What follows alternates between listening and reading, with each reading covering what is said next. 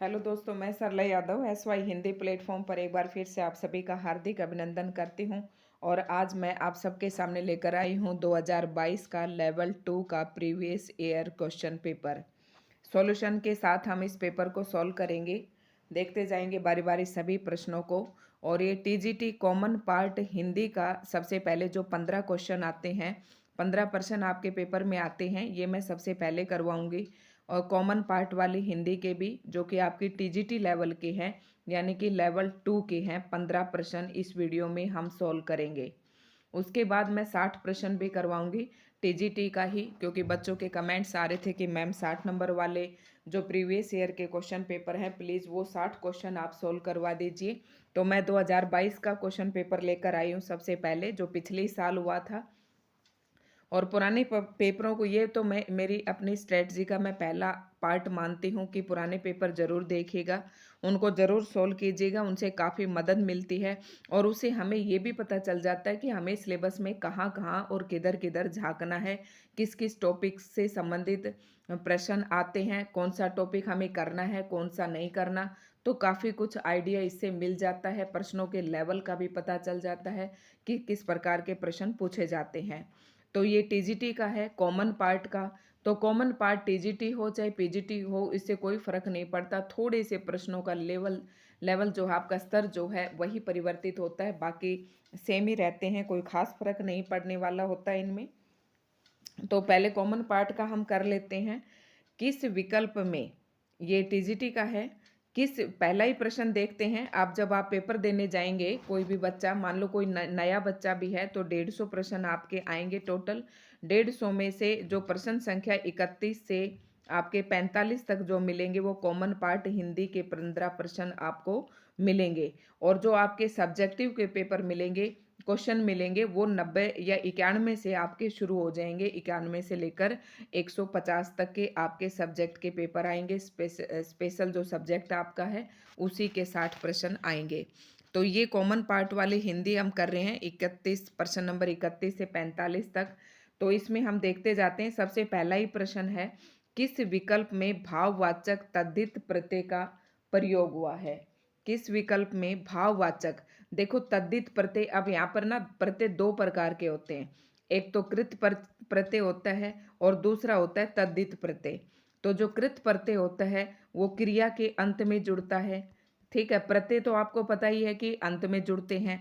तो कृत प्रत्यय क्रिया के अंत में जुड़ता है, और जो तद्धित प्रत्यय होता है, ये संज्ञा, सर्वनाम और विशेषण के अंत में जुड़ता है। तो आपको पता है कि ये संज्ञा, सर्वनाम और विशेषण के अंत में जुड़ेगा। तो संज्ञा क्या पूछा है इसमें, संज्ञा भाववाचक भी होती है। आपको पता है संज्ञा कैसी होती है, व्यक्तिवाचक, जातिवाचक और भाववाचक, 3 प्रकार की संज्ञा होती है। तो इसने भाववाचक तद्धित प्रत्यय पूछा है। तो भाववाचक तद्धित प्रत्यय पूछा है, तो इसका आंसर ऑप्शन है बुलावा, चचेरा, सौजन्य और लखेरा। तो इसका आंसर हो जाएगा सौजन्य। देखना, पढ़ के देखना कि कौन से में भाव है। बुलावा जो है, ये क्रिया है, बुलाने की क्रिया से बना है, तो ये आपका आएगा नहीं, क्योंकि ये भाव नहीं है। और लखेरा क्या है, ये व्यक्तिवाचक उसके बना है। लखेरा, लखेरा किसी आदमी को कहते हैं हम। चचेरा, हम कोई भाई है, ये भाव नहीं है हमारा। ठीक है, तो इसमें भाव क्या हुआ, सौजन्य, जो कि आपका सुजान से क्या बना है, सौजन्य बना है ये। ठीक है, तो यहाँ पर इसका भाववाचक तद्धित प्रत्यय का प्रयोग हुआ है। ऑप्शन सी आपका राइट आंसर होगा। आगे आगे नेक्स्ट प्रश्न है, प्रश्न नंबर 32। विलोम की दृष्टि से असंगत विकल्प चुनना है। प्रश्न को आपको ध्यान से पढ़ना है कि असंगत कहा है इसने। ठीक है, तो ग्रस्त क्या होता है, आप किसी रोग से ग्रस्त हैं या रोग से मुक्त हैं। तो ग्रस्त होना मतलब जिसके रोग लगा हुआ है, और ये मुक्त है, तो ये तो बिल्कुल सही है। और व्यष्टि का क्या होगा, समष्टि। समष्टि का मतलब पूरे संसार से, और व्यष्टि का मतलब एक व्यक्ति से। आविर्भाव का क्या होता है, तिरोभाव। और इस एक अर्वाचीन का क्या होता है, प्राचीन। तो ये भी बिल्कुल ठीक है, और ये भी बिल्कुल ठीक है। ऑप्शन ए भी राइट है, बी भी राइट है, और ऑप्शन 4 भी राइट है। तो ये असंगत विकल्प जो कह रहा था, इसका आंसर हो जाएगा आविर्भाव का क्या हो जाएगा, तिरोभाव। तिरोभाव होना चाहिए, लेकिन इसने दे क्या रखा है, तिरोभूत। तो ये क्या हो गया आपका, असंगत हो गया। अब आपको देखो प्रीवियस ईयर पेपर करने का मतलब क्या होता है कि अगली बार क्या, इस बार ये पिछली बार का पेपर करवा रही हूँ मैं, और इस बार अगर आपके पेपर में इन्हीं में से कोई आपका जो बाकी के ऑप्शन बच गए, ये आपके प्रश्न बन सकते हैं। ठीक है, इस बार इसको गलत कर दे, या अगली बार ये पूछ ले, तीन गलत दे के और एक सही दे दे इनमें से, तो आपको जब ये प्रश्न सॉल्व करने हैं तो आपको ये ध्यान रखना है कि भाई इसका ये होगा, इसका ये होगा, ये तो बिल्कुल ठीक है। किसी भी हालत में अगर अगले पेपर में भी आते हैं तो हमें ये सही करके आने। अगर आपसे विलोम पूछते व्यष्टि का तो आपको समष्टि बताना है, अर्वाचीन का विलोम पूछते हैं तो प्राचीन बताना है। और ये देखना, आप यही प्रश्न आपको मिलेगा पीजीटी में भी, शायद इसी प्रकार से आया हुआ है ये प्रश्न। तो कहीं ना कहीं ये आपके टकरा जाते हैं और आपके लिए हेल्पफुल होते हैं। तो ऑप्शन को सोल्व करते हुए आपको चलना है। तो इसमें असंगत कौन सा था? आंसर 3 इसका राइट आंसर होगा। उच्चारण की दृष्टि से गै व्यंजन की ध्वनिगत विशेषताएं बताइए। अब आपको मैं यहाँ से न करके एक बार बताती हूँ, इनको आप कैसे छांटना है। जैसे हमारा क वर्ग, क, ख, ग और घ और अड। आपको पता है कि एक लाइन में कितने होते हैं? 5 वर्ण होते हैं। इसे कवर्ग बोलते हैं, इसे चवर्ग, कवर्ग, चवर्ग, टवर्ग, तवर्ग और पवर्ग। ठीक है, ये हमारे 25 व्यंजन होते हैं और ये 25 के 25 स्पर्श व्यंजन होते हैं। तो अब इनमें मैं एक बार थोड़ा शॉर्ट में ही चलूंगी, यहाँ पर बोर्ड मेरा बहुत छोटा सा है। तो इसमें क्या क्या क्या पूछा है आपसे? एक तो कंठ और एक अघोष और एक अल्पप्राण और महाप्राण ये दे रखे हैं। ऑप्शन में आपको ये दे रखे हैं। अब मैं आपको ये बता देती हूँ कि अल्पप्राण कौन से होते हैं और महाप्राण कौन से होते हैं। जो 1, 3 और 5, 1, 3, 5 आपको याद रखना है, ये अल्पप्राण होते हैं। 2 और 4 क्या होते हैं? महाप्राण होते हैं। अब आपसे क्या पूछा? ग के बारे में पूछा है। तो ग को ये क्या कह रहा है? अल्प प्राण। क्या कह रहा है? आपको यहां से देखना है कि ग ग 1, 3, 5 मैंने क्या कहा? अल्पप्राण। तो ग क्या है? हमारा अल्पप्राण। लेकिन दो ऑप्शन में क्या कह रहा है? महाप्राण। तो ये दोनों ऑप्शन तो आप क्या कर देंगे? ये दोनों ऑप्शन तो हम भाई कट कर देंगे।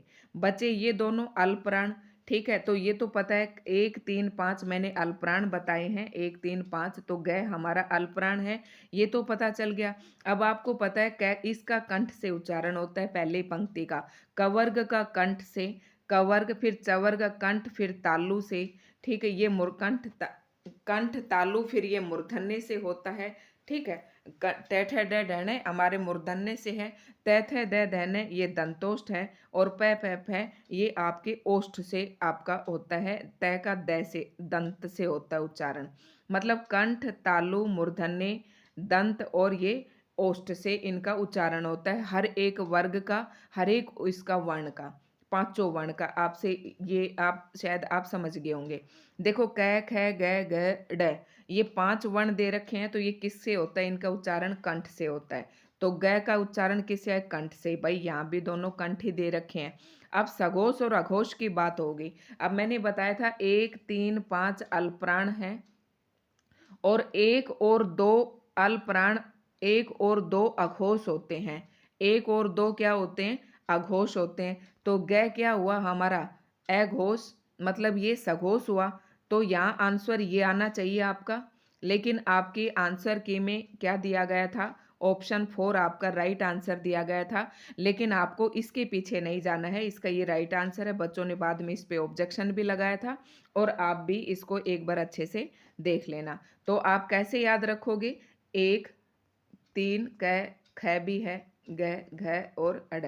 तो 1, 3, 5 आप याद रखना अल्पप्राण, 1 और 2 अघोष, और 2 और 4 ये महाप्राण। 1, 3, 5 अल्पप्राण, बच गए वो महाप्राण, आप ऐसे याद रखो। 1 और 2 अघोष, बाकी बच गए वो सघोष। ठीक है, तो ये मैंने 25 आपको स्पर्श व्यंजन के बारे में बताया था। देखो यहाँ मैं पूरा नहीं पढ़ा सकती, जैसे ही मुझे टाइम मिलेगा मैं अपने चैनल पर ज़रूर करवाऊंगी, क्योंकि अभी हमारा चैनल बिल्कुल न्यू है और मेरे पास समय बहुत कम बचा है, क्योंकि इस बार आपके एस्टेट में टाइम भी बहुत कम दिया। अगला प्रश्न आता है हमारा, विसर्ग ध्वनि का प्रयोग किन शब्दों में होता है? तो विसर्ग ये हमारा होता है और इसका उच्चारण आपको पता है से उच्चारण होता है विसर्ग का। और ये ज़्यादातर कौन से शब्दों में लगता है? ऑप्शन पढ़ लेते हैं। तत्सम शब्दों में, देशज शब्दों में, तद्भव में, उपयुक्त सभी शब्दों में। तो आपको पता है तत्सम शब्दों में क्या होता है? विसर्ग ध्वनि का प्रयोग विसर्ग ध्वनि का प्रयोग तत्सम शब्दों में होता है। और तत्सम शब्द कौन से होते हैं? वे शब्द जो संस्कृत के शब्द होते हैं और हिंदी में जो के तो प्रयोग किए गए हैं उन्हें हम तत्सम शब्द कहते हैं। तो ये तत्सम शब्दों के साथ आपके विसर्ग का बहुत ही इजी प्रश्न था, ये पिछली बार का आया हुआ है। और उसके बाद है प्रश्न नंबर, एक ही पेज में है ये, प्रश्न नंबर कितने कर लिए हमने? 32, 33, 34। उसके बाद प्रश्न नंबर 35 पे आ जाइए। इसमें क्या कह रहा है? सामने जो बड़ा सा घर दिखाई दे रहा है वह मेरा है। सामने जो बड़ा सा घर दिखाई दे रहा है वह मेरा है। वाक्य में किस सर्वनाम का प्रयोग हुआ है? ऐसे में आपको क्या करना है कि ऑप्शन के साथ चलना है। ऑप्शन से पहले कट करते जाइए। आपके सामने पुरुषवाचक, अब देखो पुरुष तो यहाँ है ही नहीं। पुरुषवाचक सर्वनाम आपके 3 प्रकार के होते हैं, उत्तम पुरुष, मध्यम पुरुष और अन्य पुरुष। तो इनमें से तो कोई बात हो ही नहीं रही है, तो पुरुषवाचक कट हो गया। सामने जो अब बड़ा सा घर दिखाई दे रहा है वह मेरा है, वह इसने क्या कह दिया? एक निश्चित बात आपको बता दी कि वह घर मेरा है, जो सामने दिखाई दे रहा है ये निश्चित है। तो ये अनिश्चयवाचक भी आपका कट गया, वह मेरा है। तो यह और वह जो है हमारे निश्चयवाचक में आते हैं, तो ये आपका हो जाएगा निश्चयवाचक सर्वनाम। ठीक है, वह घर मेरा है। ये आपको वो देखो घर के बारे में बताया कि जो घर सामने दिखाई दे रहा है वह घर मेरा है। तो वह घर, वो घर के बारे में कह रहा है कि निश्चित रूप से वह घर मेरा है। तो कौन सा आ जाएगा? निश्चयवाचक सर्वनाम आ जाएगा। नेक्स्ट है ग्रीस शब्द में कौन सी संधि है? अब ये तो बहुत ही आसान है और संधियों की पहचान के लिए भी मैं आपको थोड़ा सा बता देती हूँ ताकि लिए आपकी हेल्प हो जाए। देखो ग्रीस, इसके बीचों बीच अक्षर के बीचों बीच वाला आप शब्द देखिए, इसमें कौन सी है? बड़ी ई की मात्रा है। रे के ऊपर बड़ी ई की मात्रा है और आ और बड़ी ई और बड़ा ऊ हमारे किस में बनते हैं? दीर्घ स्वर संधि में बनते हैं। देखो जैसे ए का ऐसे मेल मेल होकर क्या बनता है? आ बनता है। ई का छोटी ई हो या बड़ी ई हो या बड़ी ई या बड़ी ई हो, दोनों तरफ बड़ी ई हो। अब मेरे पास ये ब्लैक बोर्ड थोड़ा सा मेरा छोटा है, मैं दीर्घ संधि की बात बताती हूँ आपको। इसमें क्या आ जाएगा? ए प्लस ए क्या हो जाएगा? ये 4 तरीके से बनेगा तो भी आपका आ बनेगा। अगर आप किसी शब्द को तोड़ते हो और इधर ए होता है और इधर भी ए होता है तो दोनों मिलकर बीचों बीच क्या बन जाएगा? आपका आ बनेगा। और अगर इधर आ है और इधर ए है तो भी आ बनेगा, और इधर ए है और इधर आ है, हर कंडीशन में आ बनेगा। और इधर भी आ है और इधर भी आ है तो आ और आ को भी जोड़कर क्या बनेगा? आपका आ ही बनेगा। तो जहाँ बीचों बीच इसमें आपका आ जाए, ठीक है। जैसे मैं लिख दूं विद्यालय, तो विद्यालय ये भी किस संधि का उदाहरण है? आपका दीर्घ स्वर संधि का उदाहरण, क्योंकि बीचों बीच इसमें क्या आया? आ आया। मैं मोटी मोटी ट्रिक के तौर पर बता रही हूँ ये आपको, लेकिन इसके एक आध अपवाद भी हो सकते हैं, लेकिन ज़्यादा पॉसिबिलिटी है ये। अब मैंने क्या बताया? छोटी ई और बड़ी ई, या दोनों छोटी ई को मिलाकर भी बड़ी ई बनेगी, दोनों बड़ी ई को मिलाकर भी बड़ी ई बनेगी, और एक बड़ी और एक छोटी होगी जब भी बड़ी ई बनेगी। और बड़ी ई होगी तो क्योंकि हमारे ये दीर्घ स्वर बन रहे हैं, आ और बड़ी ई और बड़ा ऊ, ये हमारे क्या हैं? दीर्घ स्वर हैं। और ऐसे ही ये वाला री होता है, ये भी हमारा दीर्घ है। तो ये क्या हो गया? ये तीनों ही क्या हैं? दीर्घ। और अगर बीचों बीच आप में ये कहीं भी मिलते हैं तो वो हमारी संधि होगी दीर्घ स्वर संधि। इसका आपको ध्यान रखना है। तो इसमें सीधा सा पूछा है। और गुण स्वर संधि में आपको क्या मिलेगा? एक तो ये वाली मात्रा मिलेगी ओ की, और एक आपको ए की मात्रा मिलेगी, तो वहाँ गुण स्वर संधि होगी। और यण संधि में आपको ज़्यादातर क्या मिलेगी कि आधा अक्षर मिलेगा, ये व से पहले और रे से पहले आपको क्या मिलेगा? कोई भी आधा अक्षर मिलेगा। देखते ही आप पहचान जाएंगे। जैसे कि मैं अक्षर लिखूं अध्यक्ष, तो अध्यक्ष ये से पहले क्या आ रहा है, आपका आधा वर्ण आ रहा है। मैंने बताया ये वह और रे से पहले आपको क्या मिलेगा, आधा अक्षर, तो वहाँ आपकी यण संधि होगी। तो आपको टेंशन लेने की बात नहीं है, ज़रूरत नहीं है। मेरे पास अभी समय नहीं था, लेकिन मैं बहुत अच्छे से यहाँ पर करवाती, और अगली बार शायद एस टेट तक मैं सारा सिलेबस यहाँ पर अपना डाल दूँ। तो बच्चों, बस वीडियो आपको कैसी लग रही है इसको ज़्यादा से ज़्यादा शेयर करें, लाइक करें, और आपने अगर आप चैनल पर नए हैं तो चैनल को सब्सक्राइब कर दें। ये कॉमन पार्ट है जो सभी के लिए काम आने वाला है, इसीलिए मैं इस पर इतनी मेहनत कर रही हूँ। हर सब्जेक्ट का बच्चा इसे देख सकता है। और व्यंजन संधि क्या होती है, व्यंजन संधि में व्यंजन का व्यंजन के साथ मेल होता है तो ही आपकी व्यंजन संधि होगी। ठीक है, अब ये तो बहुत बड़ी है, इसके भेद भी बहुत हैं। नेक्स्ट प्रश्न है, जिज्ञासा का सटीक समानार्थी है। मतलब जिज्ञासा, किसी चीज को जानने के प्रति जो हमारी इच्छा होती है उसे हम जिज्ञासा कहते हैं। जो किसी वस्तु के प्रति या किसी चीज के प्रति हमारे मन में जो जानने की लालसा होती है उसे हम जिज्ञासा कहते हैं। अब ये कह रहे हैं कि जिज्ञासा का सटीक समानार्थी बताना है आपको। ऑप्शन दे रखे हैं, उत्कंठा, ज्ञानेप्सा, वांछा या इच्छा। तो इसका जो होगा, सबसे देखो उत्कंठा भी क्या होती है, उत्कंठा, उत्सुकता, कौतूहल, तो ये थोड़ा सा अलग हो गया। लेकिन ये जानने की इच्छा, मतलब ज्ञान, ज्ञानेप्सा से बनेगा इसका। ज्ञानेप्सा जिज्ञासा से का सटीक समानार्थी होगा ज्ञानेप्सा। ये देखो शब्दों के बारे में है, इसकी आपकी शब्द पावर, आपकी शब्द शक्ति जितनी ज़्यादा होगी, आप उतना ही अच्छे से बेहतर तरीके से इस प्रश्न को सॉल्व कर पाएंगे। इसमें कोई ट्रिक मैं आपको नहीं बता सकती।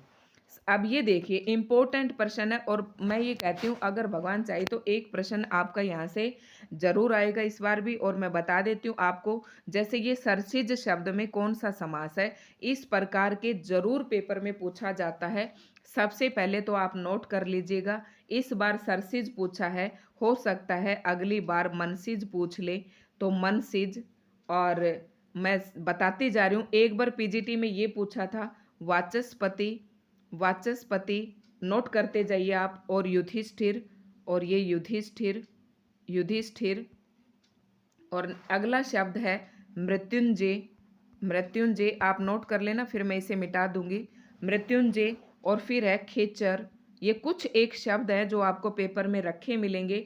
तो ये मैंने आपको 5 शब्द बताए, एक आपका सरचिच हो गया, और एक बार पूछा गया था वाचस्पति पूछा गया था।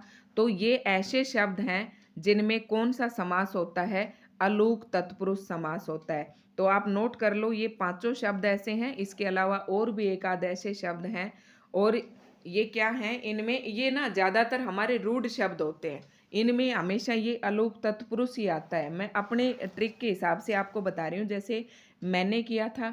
और अगर इसकी परिभाषा की दृष्टि से देखें तो अलूक का अर्थ होता है लोप न होना। जैसे कि हमने युधिष्ठिर का अगर हम संधि विच्छेद करते हैं तो है युद्ध में स्थिर। युधिष्ठिर का मतलब युद्ध में स्थिर रहने वाला। तो वैसे हिसाब से तो क्या हुआ, ये तत्पुरुष समास ही है, युद्ध में स्थिर रहने वाला। देखो जिस बच्चे ने भी समास नहीं देखे, एक बार मेरी समास की वीडियो जाकर देखना आप, इतने अच्छे ट्रिक से आपको समझा रखे कि समास में कभी मार नहीं खाओगे। मैंने आपको सारा बता रहा कि प्रधान पद कौन सा होता है, ये पद कौन, पूर्व पद कौन सा, उत्तर। तो इसको आप विग्रह करेंगे तो युद्ध में स्थिर रहने वाले, पहले हमने युद्ध को उठाया, ये पद हमारा बैठा रहा, तो प्रधान हमारा इसमें ये दूसरा पद हुआ। तो ये मेरी वीडियो आप देख लेना, ठीक है, इसमें बहुत टाइम लगेगा। तो युद्ध में स्थिर रहने वाला हिसाब से जब हमने इसमें उत्तर पद प्रधान है तो हिसाब से ये हमारा तत्पुरुष समास बन गया। लेकिन तत्पुरुष के 3 भेद बताए गए हैं, एक अलूत तत्पुरुष, एक नए तत्पुरुष, और एक उपपद तत्पुरुष। तो ये हमारे इस तरीके के जो शब्द हैं ये हमारे अलूक तत्पुरुष में आते हैं। आप पहले इन पांचों को आप नोट कर लीजिएगा, इसको युधिष्ठिर, मृत्युंजय और खेचर, और एक मनसीज। तो इनको आप नोट कर लेना, फिर मैं इस प्रश्न के बारे में आपको बताती हूँ। तो सरसीज में कौन सा आ जाएगा, समास आ जाएगा आपका आलोक तत्पुरुष आ जाएगा। क्योंकि और अगर हमें नहीं पता कि ये इसका आंसर सही है या नहीं है, मैं कौन सा टिक करूं पेपर में बैठकर, आप जब सोचेंगे तो कैसे सोचेंगे। देखो कर्मधारय, सरसीज देखो कर्मधारय, कर्मधारय में क्या होता है, विशेषण और विशेष्य की विशेषता बताई जाती है। तो यहाँ पर तो कोई, इसमें कर्मधारय में क्या आता है, जैसे नील कमल, नील कमल, तो कमल कैसा है? नीला। ये कमल हमारा विशेष्य है और इसकी विशेषता है नीला। तो विशेष्य की विशेषता बता रखी, कमल कैसा है? कमल हमारा विशेष्य हुआ और नीला क्या हुआ? हमारा विशेषण हुआ। और इस विशेषण की विशेषता बताए, कमल कैसा है? नीला। लेकिन सरसीज में तो ऐसा कुछ है ही नहीं, तो ये आपका ऑप्शन कट। और द्वंद में क्या होगा? आपको या अथवा और विभक्ति चिन्ह मिलेंगे, या अथवा और वाला विभक्ति चिन्ह मिलेगा। तो यहाँ पर भी ये हमारा द्वंद ऑप्शन भी हमारा कट हो जाता है, ये भी कट हो जाता है। और अविभाव समास में थोड़ा सा आप पजल्ड हो सकते हैं कि सर सिज दे रखा है, अगर सर को बाहर निकाल देते हैं तो सिज हमारे पास कुछ बचता नहीं है, क्योंकि अविभाव समास में पहला पद अव्यय होता है, मतलब अपरिवर्तनीय होता है, जिसमें कोई परिवर्तन नहीं होता। जैसे कि मैं आपको उदाहरण बताऊं, यथा शक्ति। तो यहाँ पूर्ण रूप है हमारे पास शक्ति, और शक्ति के साथ क्या जुड़ा हुआ है? कोई उपसर्ग जुड़ा हुआ है। यथा भी हो सकता है, जैसे मैं आपको ऑप्शन लिखूं आ जन्म, तो जन्म हमारे पास एक पूरा शब्द है और शब्द के साथ आ उपसर्ग लगा हुआ है। तो इस तरीके के जो शब्द होते हैं, जैसे एक होता है, पेपर में खूब पूछा जाता है, प्रतिदिन। तो ये दिन जो है हमारा संपूर्ण शब्द है और इसके आगे लगा हुआ है प्रति, आपका उपसर्ग। तो ये इसके जिसके आगे, जिस शब्द के आगे उपसर्ग लगाते हुए लगे होते हैं और पूरे शब्द को ये लगकर अव्यय बना देते हैं, तो ये क्या कहलाता है? हमारा अव्ययभाव समास। तो ऐसा भी इसमें कुछ नहीं था, तो बच गया आपका आंसर अलुक तत्पुरुष। तो ये आप ये सोचेंगे कि हमें तो इसके बारे में पता ही नहीं था। आप हमारे SY हिंदी प्लेटफॉर्म चैनल के ज़रूर विजिट करें। हिंदी पढ़ने वाले बच्चे, मैंने काफ़ी बसंत बाग 1, 2, 3 आपको करवा रखा है। और प्रश्न नंबर 38 के बाद हम चलते हैं अगले प्रश्न की तरफ, और प्रश्न नंबर 39 पे आ जाते हैं हम। काफ़ी टाइम लग रहा है, लेकिन मैं सोच रही हूँ एक ही वीडियो बनाऊँ, लेकिन ये बच्चों के लिए काफ़ी हेल्पफुल हो। नेक्स्ट प्रश्न है, साधुवाचार शब्द का सही संधि विच्छेद कीजिए। अब आपको मैंने बताया था यहाँ पर कि देखो वह है, और वह से पहले क्या आधा अक्षर है, तो सीधी सी बात है ये आपकी यण संधि है। और आप वहाँ पर पहुँचे साधु प्लस आचरण, क्या आ जाएगा? सॉरी, साधुवाचरण। इसमें तो फिर आप कंफ्यूज हो जाएंगे कि मैडम इसमें तो आ की मात्रा भी है, लेकिन मैंने आपको इसमें ना तो आपसे यण पूछा है और ना ही आपसे उसने दीर्घ संधि पूछी है, तो आप इसमें ज़्यादा पजल्ड मत होइएगा। तो ये क्या है? साधु। इसमें से एक पूरा अक्षर निकाल लो। साधुवाचरण में आपको दिखने में क्या दिख रहा है? साधु प्लस भाई साधुवाचरण, तो चरण नहीं, साधुआ मतलब साधु। साधुआ, इसको तोड़ के बताऊं तो यण संधि में काफी समय लगने वाला है। तो साधु प्लस आचरण क्या होगा? इसका राइट आंसर होगा। और किस शब्द में अन उपसर्ग का प्रयोग नहीं है? नहीं पूछा है, ध्यान से पढ़ना है। नहीं, अन उपसर्ग का प्रयोग नहीं है। देखो अनु, अब मैं क्या बोल रही हूँ इसको पढ़ो आप। अनु, ऊ बोला जा रहा है, लेकिन कहा रहा है अन उपसर्ग का प्रयोग नहीं हुआ है। ठीक है, अन उपसर्ग का। तो अन प्लस उत्तर अनुत्तर, अनुपम, अनुद्वार, अनुद्वार, अनुगमन। देखो अनुगमन, इसको बोला अन प्लस उद्धार, अन प्लस आपका ये अनुत्तर। अभी इस प्रश्न में क्या है, देखो आप नहीं समझ पाएंगे। देखो इसको देखना सबसे पहले, अनु और गमन, अनु और गमन, सीधा सीधा उपसर्ग बाहर निकल गया और अक्षर क्या बच गया हमारे पास? गमन। तो आपको पता है इसमें सीधा ही दिखाई दे रहा है कि किस उपसर्ग में अन उपसर्ग का प्रयोग नहीं हुआ है। आप इस अक्षर को तोड़ना, अनु प्लस गमन, 1 मिनट देख लो तोड़कर, अनु प्लस गमन, भाई सीधा ही निकल आया। यहाँ तो अनु है और इसने पूछा कि अन उपसर्ग का प्रयोग नहीं हुआ है, तो इसका मतलब इसमें अनु उपसर्ग है। लेकिन यहाँ पर देखो अनु प्लस उत्तर, अगर हम अनु लेते हैं तो तर बचता है, लेकिन ये जो ऊ की मात्रा है ये इसके साथ लगेगी। ठीक है, तो अन बच गया इसमें, ऐसे ही इसमें भी अन बच जाएगा और इसमें भी अन प्लस उद्धार हो जाएगा। तो यहाँ पर अन उपसर्ग है, लेकिन इसमें अन उपसर्ग नहीं है। आपको सिर्फ अक्षर को थोड़ा सा तोड़ के देखना है, बहुत ही आसान है। किस विकल्प में परिमाणवाचक विशेषण का प्रयोग हुआ है? आप देख लो, सीधा सा इसमें बच्चे बहुत कंफ्यूज होते हैं और पीजीटी और टीजीटी एस्टेट में ये प्रश्न भर भर कर आते हैं विशेषण के यहाँ से। लेकिन मुझे पता है कि आपने एक बार यहाँ से समझ लिया तो आप इसे कभी भी गलत नहीं करेंगे। किस विकल्प में परिमाणवाचक विशेषण का प्रयोग हुआ है? परिमाण का मतलब दो ही अक्षर आपको याद रखने हैं, नाप तोल। तो एक चीज को नापते हैं और एक चीज को तोलते हैं, किलोग्राम ग्राम में इनमें तोलते हैं और नापते हैं हम। देखो, प्रणव 5 किलो दूध पी गया।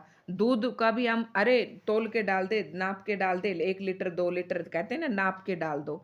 तो दूध अब 1 मिनट के लिए ध्यान रखना, इसने पूछा है कि किस विकल्प में परिमाणवाचक विशेषण का प्रयोग हुआ है।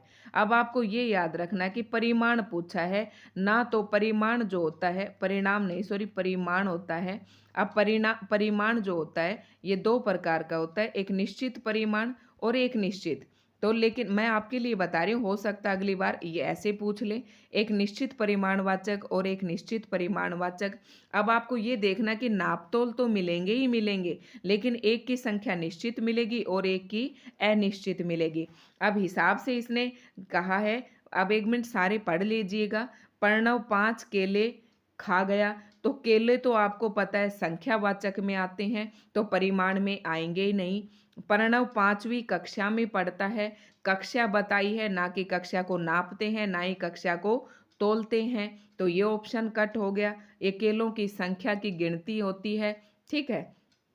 प्रणव के साथ कुछ बच्चे खेल रहे हैं, तो कुछ बच्चे कह दिया, इन्हें बच्चे खेल रहे, बच्चों की भी संख्या होती है। अब परिमाण में मैंने आपको क्या बताया, नाप और तोल को ध्यान में रखना। दूध को हम नापते तोलते हैं, तो दूध आ गया, या दूध देखते ही आपको समझ जाना है, जो भी आपके द्रव्य पदार्थ सारे आ गए, इसमें सारे आ जाएंगे इसी के अंदर। और एक तो इसने सीधा परिमाण ही वाचक पूछ लिया, तो परिमाण वाचक में आपका पहला ये बिल्कुल सही होगा। और अगर निश्चित और अनिश्चित के तरीके से पूछ लेते तो वो निश्चित परिमाण वाचक होता, क्योंकि 5 किलो कहा है। और ऐसे कह देता कि 1 गिलास 2 गिलास, तो वो भी आपका निश्चित होता। और थोड़ा सा दूध पी लिया तो वो किस में आ जाता, आपका अनिश्चित में आ जाता।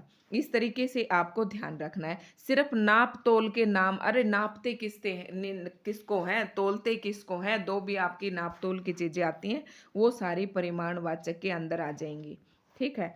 अब यहाँ से देखिएगा, प्रश्न नंबर 42 है, क्रिया की दृष्टि से असंगत विकल्प चुनिए। क्रिया की दृष्टि से असंगत बताना है।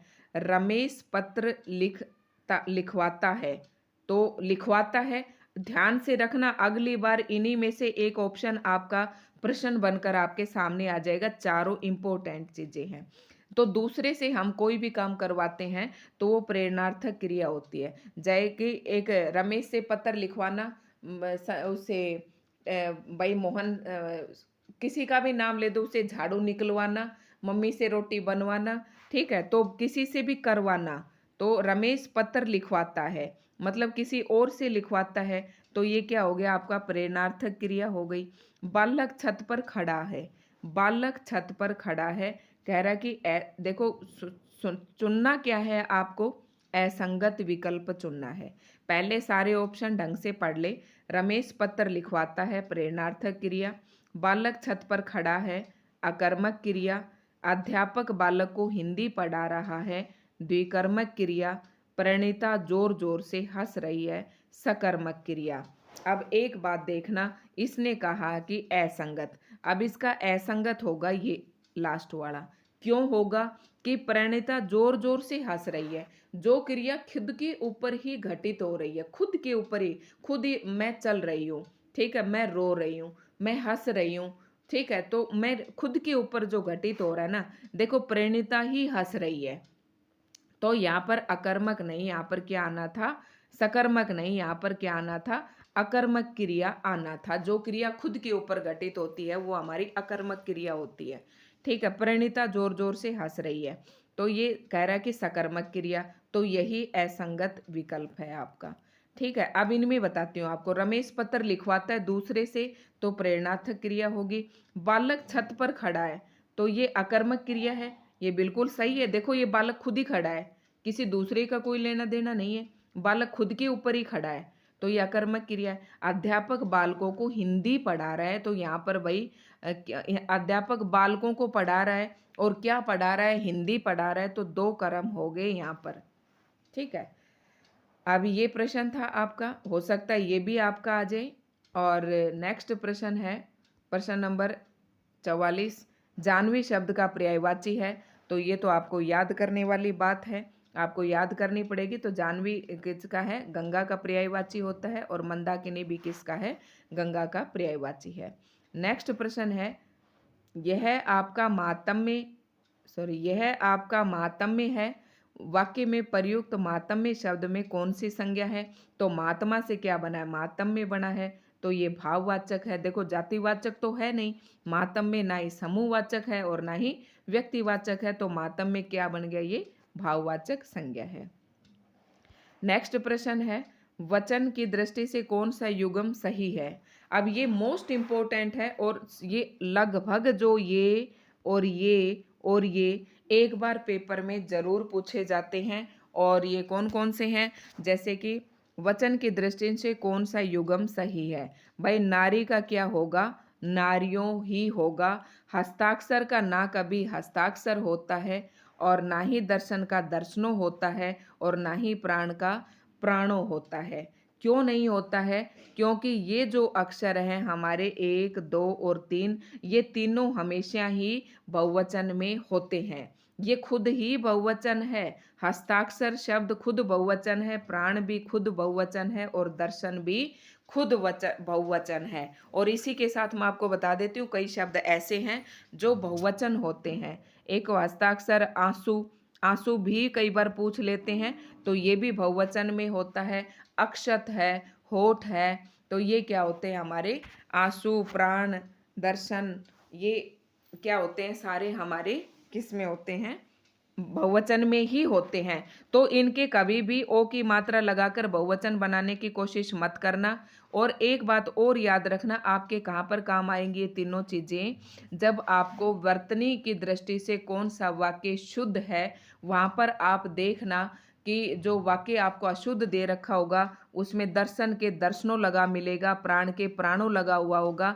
तो जहाँ पर भी आप दर्शनों देखो, प्राणों देखो, हस्ताक्षरों देखो, वो चीज़ आपकी क्या हो जाएगी, अशुद्ध हो जाएगी। क्या हो जाएगी, आपकी अशुद्ध हो जाएगी, क्योंकि बहुवचन हस्ताक्षर होता है, हस्ताक्षरों नहीं होता। बहुवचन प्राण होता है, प्राणों नहीं होता। दर्शन होता है, दर्शनों नहीं होता। तो जहाँ पर भी ये तीनों शब्द आपको देखने को मिले, तुरंत टिक लगा देना कि ये तो वर्तनी के दृष्टिकोण से गलत है। ठीक है, एक वर्तनी में आपको याद रखना है, अनेक, एक अनेक होता है, तो अनेक खुद ही बहुवचन है, और उसका आपको पजल्ट करने के लिए लाइन में दिएगा अनेकों, और बच्चे कहेंगे ये तो बिल्कुल सही, अरे अनेक खुद ही बहुवचन, इसका बहुवचन अनेकों नहीं होता। अगर आपको सेंटेंस में अनेकों दिखता है तो वो आपका सीधा गलत है, आप वर्तनी को देखते ही सही कर देंगे। ठीक है, तो ये थे हमारे आज के 15 प्रश्न। आई होप आपको अच्छे लगे होंगे। ये टीजीटी का था, और सभी सब्जेक्ट वाले बच्चे इसे देखकर, लेवल 2 का था, इसे देखकर अपने पेपर में आप इसकी सहायता से आप 1-2 प्रश्न जरूर सही कर सकते हैं। तो आई होप आपको बहुत अच्छी लगी होगी। इस वीडियो को सभी सब्जेक्ट वाले जो बच्चे भी देख रहे हैं, अपने दाएं बाएं इसको काफ़ी शेयर करें, ताकि बच्चों का भला हो। काफ़ी मैंने जितना मुझसे हो सका, मैंने यहाँ पर आपके सोल्व करने की कोशिश की है 15 ही प्रश्नों में। तो बहुत बहुत धन्यवाद। अगर आप दोस्तों हमारे चैनल पर नए हैं तो चैनल को सब्सक्राइब जरूर करें। हमारे चैनल का नाम है SY Hindi platform. SY Hindi platform हमारे चैनल का नाम है, और एक बार हिंदी पढ़ने वाले बच्चे ज़रूर इस चैनल की विजिट करें। तो बहुत बहुत धन्यवाद। और हो सकता है आपकी सहायता हो जाए। हिंदी वाले बच्चे जो हमसे ना जुड़े हों, काफ़ी सिलेबस मैंने अपना यहाँ पर करवा रखा है। तो अगर आप चैनल पर प्लीज़, फिर से कह रही हूँ, नए हैं तो प्लीज़ चैनल को सब्सक्राइब करें, लाइक एंड शेयर करें।